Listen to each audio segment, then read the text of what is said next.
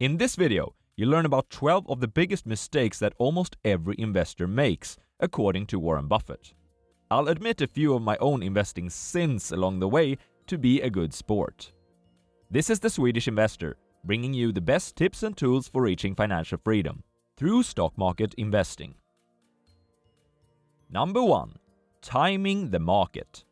Well, Charlie and I don't think about the market, and Ben didn't very much. I think he made a mistake to occasionally try and place a value on it.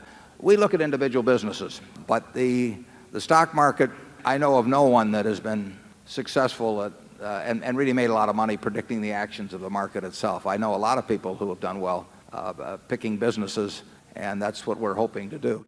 Focusing too much on what the general stock market is doing is one thing that Warren Buffett considers a great mistake. One so easy to commit that even his investing role model Benjamin Graham was doing it. Why is predicting market movements so alluring? The tide of the ocean can both raise and sink all ships. You successfully identified a great stock, but got clobbered because COVID struck. Then you found another awesome company, only to face rising interest rates, inflation, and war. What the hell? I think this is why trying to predict what happens on a macro level in the economy is so alluring. We want to buy the dips and sell the highs. It sounds so easy, right? Warren Buffett says that one must only focus on two things in life: the important and the knowable. Where the market is heading sure is important, but is it knowable? I don't know what interest rate hike Jeremy Powell will announce during Fed's next policy meeting. Heck, I don't even think that Jeremy Powell himself knows that. And that's just one of maybe 100 variables that are important for where the market is heading. So what is Buffett doing instead? He is focusing on what is both important and knowable, identifying superior companies at fair prices. Recognizing that a ship is superior is a lot easier than predicting every storm that may come far, far into the future. Sometimes there will be hurricanes and thunder, and one of your ships may sink, but at other times your ships will have wind in their back. Trust that, over time, you'll do well by betting on the best boats. Number 2. Getting attached to your purchasing price. A stock at 50, somebody's paid 100, they feel terrible. Somebody else paid 10, they feel wonderful. All these feelings. And it has no impact whatsoever. Have a look at this graph, which represents the share price of Amazon during the last 5 years. Arnold purchased the stock in June 2022, and he's now sitting on a nice 5% return. Not too shabby. He probably feels pretty good about himself, considering that was only some 4 months ago. On the other hand, Ben purchased the company in July 2021, and he has lost 38%. And then there's Katie, who purchased Amazon 5 years ago, and she's now sitting on a nice 133% return. Now to the million-dollar question. Does this all matter? Should Arnold, Ben, and Katie treat Amazon stock differently because of when they purchased the company? Maybe Arnold and Katie should sell to secure a profit, while Ben should wait to break even? Presented like this, I think it is quite easy to see that the answer to this question is no. The only thing that matters for today's decision, selling or keeping Amazon, is how the company is likely to perform in the future. After all, if Amazon sells for 50% more in a year, Arnold, Ben, and Katie will all make a 50% profit from today's level. They are not treated differently. The mistake here is that many investors tend to get attached to their purchasing price. The stock of Amazon doesn't give a damn about your purchasing price. Stocks do not show empathy. They treat investors who have lost 38% on their holding and those that have gained 133% exactly the same going forward. Warren Buffett thinks that you should always pretend that you have a blank slate. You'll soon hear about a sibling to this mistake, a mistake that Buffett calls his biggest mistake by far. Number 3. Aggressive growth projections. I think it's a mistake for any company to predict 15% a year growth, but plenty of them do. Very, very few large companies can compound their earnings at 15%. It isn't going to happen. Have you ever thought to yourself, this stock looks quite expensive, but if it can just keep growing its earnings like this, it will soon be a bargain? I sure have. Many companies with high valuations in the stock market try to defend their share price by forecasting astonishing growth. But, as Buffett points out, expecting very high growth rates is a mistake. I'm certainly not advising that you should stay away from growing companies. Buffett loves to invest in companies that can grow, especially if they can do so without the need for too much capital. But growth at any price, which has been the mentality on Wall Street during these times of low interest rates, that is a trap. Anytime you purchase a stock at, say, 20 times earnings or more, you need earnings to grow quite drastically to achieve a nice return. And, as Buffett points out, this is not so easy to do. Among S&P 500 companies from 2012 that still exist under the same ticker symbol today, only 40 companies managed to grow at 15% or more. That's about 1 in 10. It's very difficult to pick out a 1 in 10 company. Investors in the Teslas, Intuits, and Nvidias of the world, beware. Number 4. Using a lot of leverage. Really, the only way a smart person that's reasonably disciplined in how they look at investments can get in trouble is through leverage. I mean, if somebody else can pull the plug on you during the worst moment of some kind of general financial disaster, you go broke. And Charlie and I both have friends where that's happened to them. Using a lot of leverage is the financial equivalent of playing Russian roulette. Sure, I'll gladly accept a 1 in 6 risk of blowing my brains out. Investing really isn't a game that was created for the impatient, and nothing screams desperate like a portfolio full of borrowed money, except maybe really playing Russian roulette, of course. Why is leverage so dangerous? It's because if you are borrowing money, you can be right about something, but you are not allowed to play your hand, so you lose anyways. Let me explain. Harry, the hedge fund manager, decides to short GameStop on March 15, 2022. When Harry is shorting GameStop, he's using leverage, but he's borrowing shares instead of cash. Warren Buffett hates shorting for the same reason that he hates most leverage. Harry borrows and sells shares worth $1 million and deposits $500,000 in initial margin requirement, something the broker wants him to have in his account because they want to be sure that he can return those shares in the future.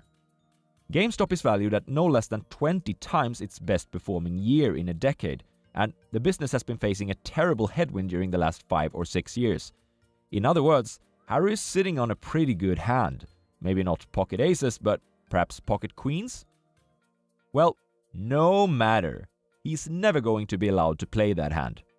Just a week later, the shares in GameStop climbs from $19 to $31 per share. Harry now owes his broker more than $1.6 million in GameStop shares. Plus, he needs to put up something called maintenance margin requirement. In total, around $2.1 million. This is when his broker issues a margin call of $600,000, money that Harry must transfer to his account for the broker to be comfortable keeping that position. Harry adds the money, but just a week later, the shares sell for $47. He now owes the broker almost $2.5 million in GameStop shares, and, you guessed it, they issue another margin call. This time, it's for $1.1 million, which is more than Harry can afford. So instead, he's forced to buy back shares, and he decides to close the whole position at a $1.5 million loss. In my opinion, the share of GameStop is trading at way too high a level currently, and I think that the imaginary Harry will be proven right, eventually. But because he used leverage, he's never going to be able to profit from that prediction. Number 5. Missing the forest for the trees. We've made plenty of mistakes in acquisitions. Plenty. But the mistakes are always about making an improper assessment of the economic conditions in the future of the industry or the company. They're not a bad lease. They're not a specific labor contract. They're not a questionable patent. Those are not the things that count. 3 things. The future economics of the business and industry, the management, the price. If you get these 3 things right, you don't have to worry about every detail of a business. Warren Buffett is said to be able to make a deal in 15 minutes. This is of course partly an effect of tons and tons of business experience, but it is also because he likes to keep things simple. In 15 minutes, he can't possibly understand every detail of a business, the typical due diligence that investment bankers and management consultants spend endless hours on, but he can decide on the previous 3. And at the end of the day, that's what counts. Get caught up in too much detail and you might miss the forest for the trees.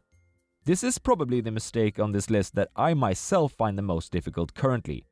I just spent over a month researching different stock market companies, and because of that, I was not able to release any videos for you guys on this YouTube channel. It might be that I'm getting bogged down in too much detail. However, if there's one thing that I've learned, it's that it's great to have a bottom-up approach, meaning that I sometimes do quite a bit of detailed analysis, but then I try to summarize that information for myself in the end. For example, this is what maybe a day or so of analyzing a Swedish kitchen producer called Nobia ended up looking like. I've tried to give each of my categories, growth, business, and management, a 1 to 5 grade while just jotting down the most important stuff in each category. This, together with a graph representing the cash flows of the company and what I think that the company is currently yielding, gives a great representation of the opportunity it presents, I think.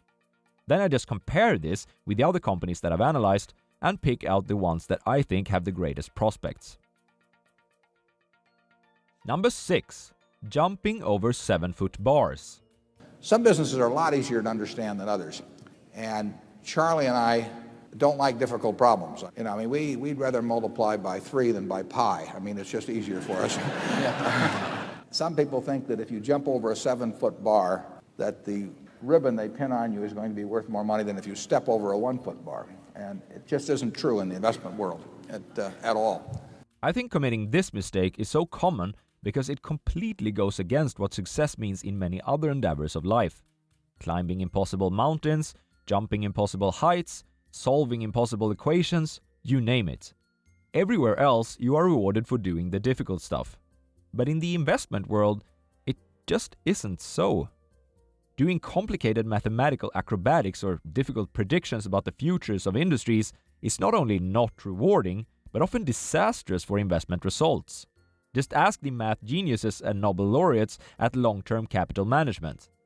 This relates back to the mistake of missing the forest for the trees. If you can find a company with favorable industry and business prospects, where the management is honest and hard-working, and you don't pay too much for that business, you are bound to do well. Simple ideas yield exceptional results in the long run in the investment world. Number 7. Shrinking your universe of opportunities. We think the most logical fund is the one we have at Berkshire, where essentially we can do anything that makes sense and are not compelled to do anything that we don't think makes sense. I think it's a mistake to shrink the universe of possibilities. Ours is shrunk simply by size, but we don't set out to circumscribe our actions in any way. I've been fishing for most of my life because my father is a great fishing enthusiast. One thing that I've noticed my father doing is that he never spends too much time in the same place. If it doesn't yield any fish, he moves on to another spot. Had he been stubborn or narrow-minded, trying to fish in the same spot all day, well, the result would probably have been much less fish. The same holds true for investing. Opportunities do not stay in the same place for long, and no one knows where they will show up next. Therefore, it pays to have an open mind and not shrink your universe of possibilities to, say, a single industry or sector. Many funds do this by, for example, only focusing on ESG types of companies, only focusing on high dividend-paying companies, only focusing on Swedish companies, only focusing on crypto, or what have you. Opportunities don't work like that. And frankly, I think that the fund managers know this too. It's just that it's easier to market and sell their products when they are niched. Something I've never told before is that I almost made this mistake when creating this channel. I considered naming it the Gaming Investor instead of the Swedish Investor, because for a moment I was thinking about only focusing on companies in the gaming industry. My reasoning was that I would create a really solid circle of competence within that field, but it would have been too narrow of a field. There's a difference between staying within your circle of competence and being small-minded. Opportunities can pop up anywhere, and ironically, They tend to move away from where people think they are to where people think they can't possibly be, because it is people who decide the prices of stocks. This we shall get back to really soon. Number 8. Staying active all the time. If you feel you have to invest every day, you're going to make a lot of mistakes. It isn't that kind of a business. You have to wait till you get the fat pitch. Who do you think is most likely to succeed? The tennis player who plays 5 games a day, or the one that plays 5 games per year? The author who writes 5 times per week, or the one that writes 5 times per year? The investor who buys 5 stocks per week, or the one that buys 5 per year? Investing is one of those rare exceptions where inaction is rewarded. You can't buy the equivalent of a Coca-Cola at a fair price every day. It just doesn't work like that. There are extensive bear markets where opportunities are plentiful, and there are bull markets where opportunities cannot be found no matter how many rocks you turn. And sometimes there are opportunities, but they're just not within your circle of competence. Buffett says that an investor must behave like a baseball player who cannot possibly strike out. You don't swing at every ball that is thrown at you. That's just a recipe for some really awful misses. No, you must wait for the fat pitch. Number 9. Diversifying too much. If you really know businesses, you probably shouldn't own more than 6 of them. I mean, if you can identify 6 wonderful businesses, that is all the diversification you need, and you're going to make a lot of money, and I will guarantee you that going into a 7th one is going to, rather than putting more money in your first one, it's got to be a terrible mistake. Very few people have gotten rich on their 7th best idea, but a lot of people have gotten rich on their best idea. Diversification is a hot potato among investors. I've discussed this on multiple occasions already, so I'll be quite short here and point you to this other video if you want to go more in depth on the topic. It basically boils down to this. If you are not willing to read up on individual companies on a regular basis, you should diversify. Probably buying something like an index fund to protect yourself against a lack of knowledge. But if you are what Buffett calls a know-something investor, someone who enjoys staying up to date with specific businesses and industries, you should leverage this knowledge to achieve above-market returns. If you buy the 30 largest companies of the S&P 500, you shouldn't expect to perform much differently from the index people. An analogy comes to mind. When I was younger, there were some who thought that mixing 40% liquor with 30% liquor must make the resulting cocktail even stronger. Maybe even 70%? This is of course silly. Adding anything weaker than 40% to the 40% one will only dilute the result. Just like adding your 7th best stock pick will dilute the performance of your top 6 portfolio. For the sake of transparency, I currently own 10 stocks myself, and I think that investors will forever debate what the perfect number is. Number 10. Confirmation bias. There's no question the human mind, that what the human being is best at doing is interpreting all new information so that their prior conclusions remain intact. That is a talent everyone seems to have mastered. And Charlie and I have made big mistakes because, in effect, we have been unwilling to look afresh at something. That happens. Charlie Munger has an analogy about this that I think is quite funny. What I'm saying here is that the human mind is a lot like the human egg, and the human egg has a shut-off device. When one sperm gets in, it shuts down so the next one can't get in. As an investor, this is a very costly mistake to make. We love to interpret and seek out new information so that our prior conclusions remain intact, when what we should be doing is the exact opposite. We must try to stay rational and weigh the pros and cons for all of the companies that we keep in our portfolio. I've had a very hard time with this historically, but I think that I've found 2 antidotes: the darling-killing funnel and the bear pill. Say that you have decided to keep 10 companies in your portfolio. Then you should have at least 20 candidates before you decide on which 10 to keep. These 20 aren't companies that you just sweep by. No, these are companies like Minobia that you spend perhaps a day or so researching. If you follow this advice, you'll be forced to kill some of your darlings, and you'll be much more rational as a result. If you are taking the bear pill, you are committed to, before adding any company to your portfolio, making a very intentional choice to seek out the potential pitfalls of that investment. Or maybe hire a friend who's willing to play devil's advocate. Number 11. Following the herd.